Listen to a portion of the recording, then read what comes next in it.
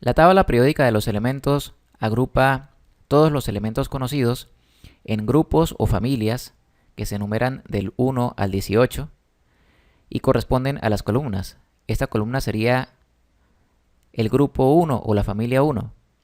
Esta columna sería la familia 2 o grupo 2.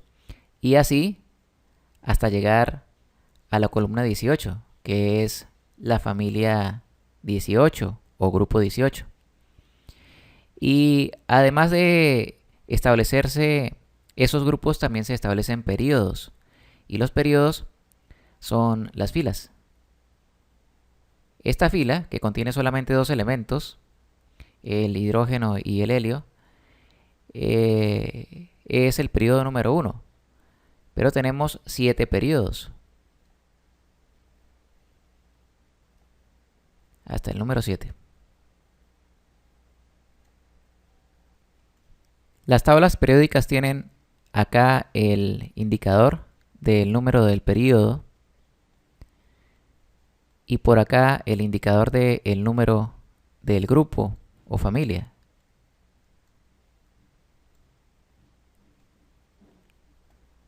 Pero esta distribución no obedece al azar. Esta distribución es ordenada según la distribución electrónica. Recordemos que la distribución electrónica se elabora a partir del número atómico.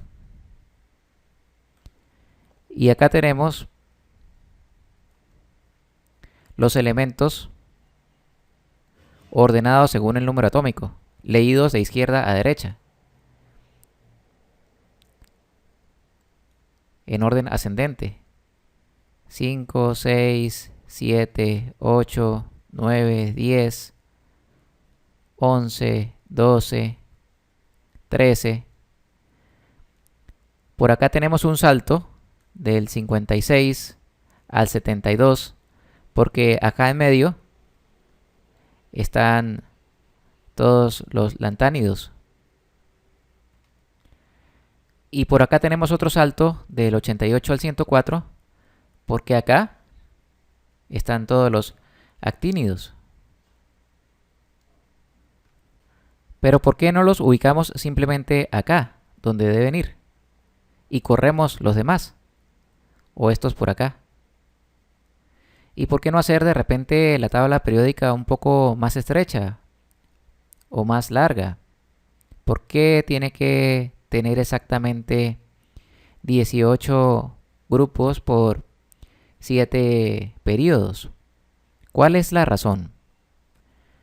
Ocurre que los periodos están numerados del 1 al 7 y esa numeración es debida al número n, que es el número cuántico principal. Recordemos en números cuánticos que este número n es el que define el nivel energético del orbital. Los grupos, en cambio, definen la cantidad de electrones que tienen estos materiales en su orbital más externo. Y con esos electrones, que son los electrones de valencia, son con los que estos materiales van a reaccionar. Entonces, antiguamente se empleaba esta nomenclatura para los grupos. Esta que todavía se ve en algunas tablas periódicas. 1A, 2A. Aquí podemos notar que pasa hacia el 3A por acá, 4A, 5A, 6A, 7A y 8A. Y aquí en esta parte que es la zona de los metales de transición, va desde el 3B, 4B, 5B, 6B, 7B.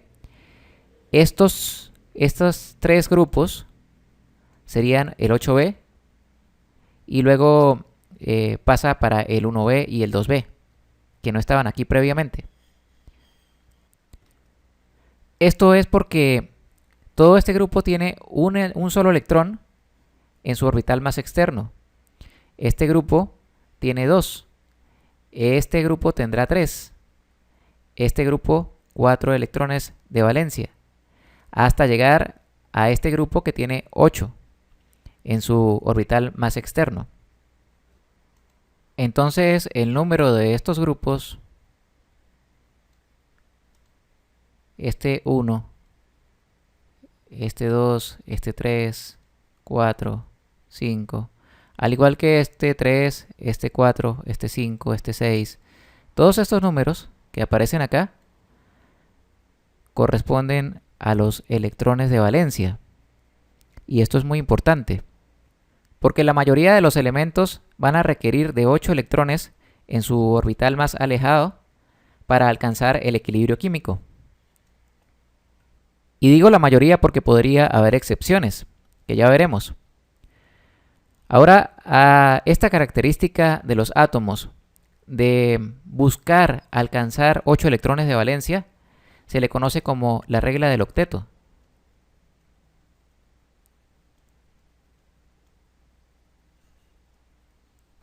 Por ejemplo, en el CO2, el dióxido de carbono, que es bastante conocido, que es producto de los procesos de respiración, tenemos un átomo de carbono y el carbono, acá vemos que tiene 4 electrones de valencia.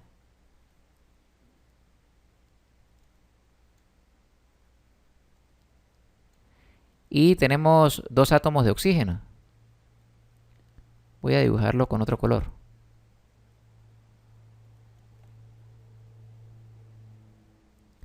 Y el oxígeno tiene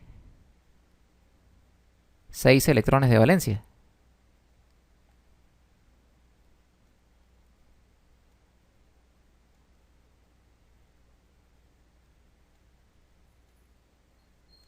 Igualmente este oxígeno.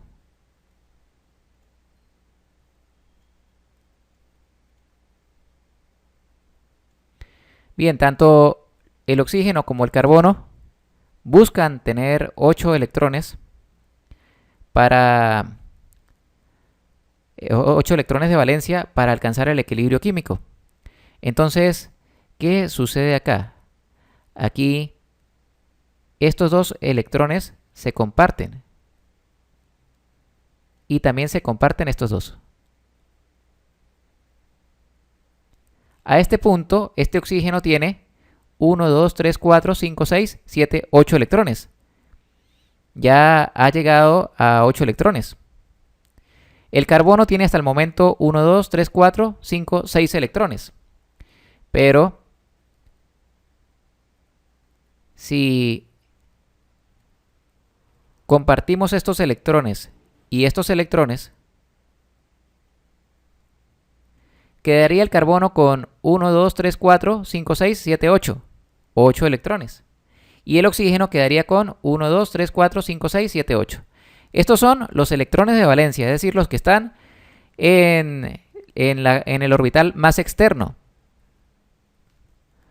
Porque son con estos electrones con los que los átomos reaccionan entre sí. Y es así como se producen los compuestos. Obviamente la regla del octeto tiene muchas excepciones, pero es una manera de predecir cómo va a ser el comportamiento de los átomos para formar los compuestos. Algunas excepciones a la regla del octeto son el átomo de hidrógeno, el cual requiere solamente 2 electrones para alcanzar su equilibrio químico. El de berilio requiere de 4, el de boro de 6. Y por acá el helio, el silicio, el fósforo, el azufre, el selenio y en general los no metales, pero a partir del tercer periodo. Los no metales son estos que están en verde. Todos los que están en verde son no metales. Pero a partir del tercer periodo pueden formar octetos expandidos. ¿Qué quiere decir esto? Que pueden aceptar más de 8 electrones. Y generalmente los reacomodan en subniveles. No necesariamente en el último nivel, sino los reacomodan los restantes o los adicionales en subniveles. También hay excepción en algunas moléculas muy reactivas, como el trifluoruro de boro. Así que son bastantes excepciones, pero la regla del octeto permite predecir cuál va a ser el comportamiento de los átomos en la formación de compuestos. Por ejemplo, los del grupo número 1, el 1A o el grupo número 1, todos tienen un electrón de valencia, solamente uno, y buscan tener 8. Así que la única manera de tener los otros 7 es reaccionando con cualquier otro elemento que puedan reaccionar. Por esa razón, porque necesitan tantos, es que estos elementos son tan reactivos, y al ser tan reactivos es muy difícil conseguirlos en la naturaleza en un estado puro. Es muy difícil conseguir, por ejemplo, una roca hecha exclusivamente de sodio, 100% sodio, porque al ser tan reactivo ya ha reaccionado anteriormente con algún otro elemento para producir un compuesto. Así que se encuentra, por ejemplo, en la forma de cloruro de sodio, que es el sodio que ha reaccionado con el cloro, y se consigue como cloruro de sodio, que es la sal común. Ya en cuanto vamos avanzando en los números de grupo, vamos encontrando átomos con más electrones de valencia. Por ejemplo, ya aquí el nitrógeno tendría 5 electrones de valencia. Le faltarían solamente 3. Así que es menos reactivo que el litio. Y eso es hasta que llegamos a este grupo. Este grupo tiene los 8 electrones completos. Así que estos elementos, conocidos también como gases nobles o gases inertes, son muy poco reactivos. Casi no reaccionan. Y por esta razón pueden conseguirse en su estado puro, a diferencia de los que estaban en el grupo 1A. Porque los del grupo 18 o el grupo 8A casi no reaccionan. Entonces se pueden conseguir en su estado puro. Pero esto no implica que sean fáciles de conseguir. Muchos de estos son bastante escasos.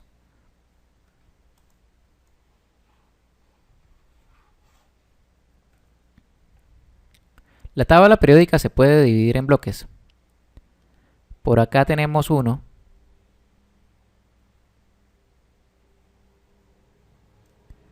Por acá otro bloque.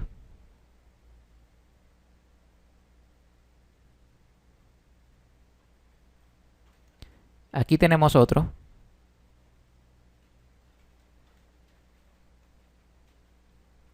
Y por último, este bloque de acá.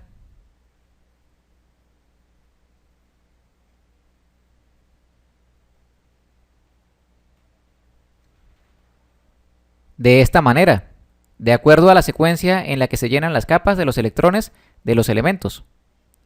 Cada bloque se denomina según el orbital en el que en teoría reside el último electrón. Esto es S, P, D o F. Entonces el hidrógeno va a tener su último electrón en el orbital 1s. El cromo, que está en el cuarto espacio, acá, va a tener su último electrón en el orbital 3d. El carbono, por ejemplo, que estaría por acá, va a tener su último electrón en el orbital 2p. Y de esta forma podemos predecir teóricamente en qué orbital va a estar el último electrón en cada uno de los elementos.